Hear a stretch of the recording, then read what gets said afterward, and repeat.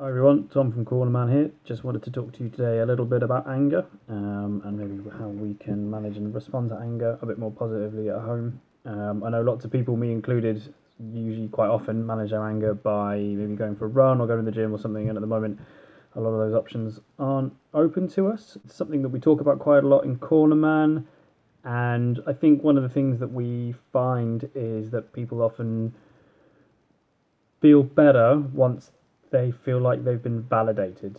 And what I mean by that is they feel like it's legitimate that they feel the way they feel, rather than their anger being seen as some kind of problem. You know, you often hear the phrase anger management problem. It's a phrase that gets used a lot, particularly in schools.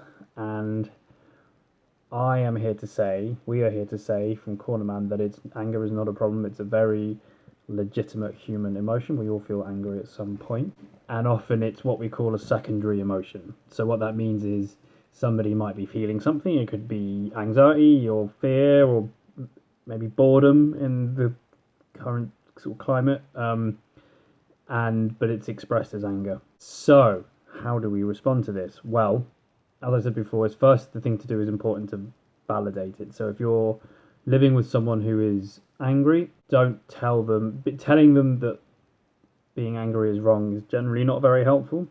It might not be an appropriate response, but it's always an honestly felt emotion. So you can say something like, "I can see you're angry. Maybe why is that?" And maybe then, if you don't feel like it's an appropriate response, maybe you can challenge it that way, but always validate it. Responding with more anger usually or more aggression usually doesn't help, or often doesn't help. I know sometimes it's people kind of want to make their voices heard. From my personal experience, professional experience, remaining calm and keeping your voice quite level and avoiding a kind of one-upmanship in terms of volume is really, really important.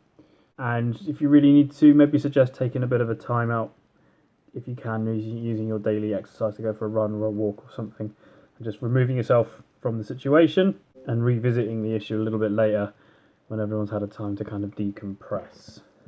They would be my main sort of tips. I'd really like to hear what you think, if you found anything that helps. There is a really good NHS guide to controlling anger. If you Google it, it's on a website called youthalignuk.com.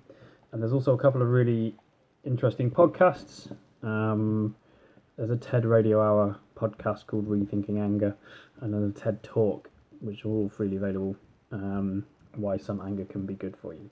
So I hope that's helpful. Let me know what you think, and stay well.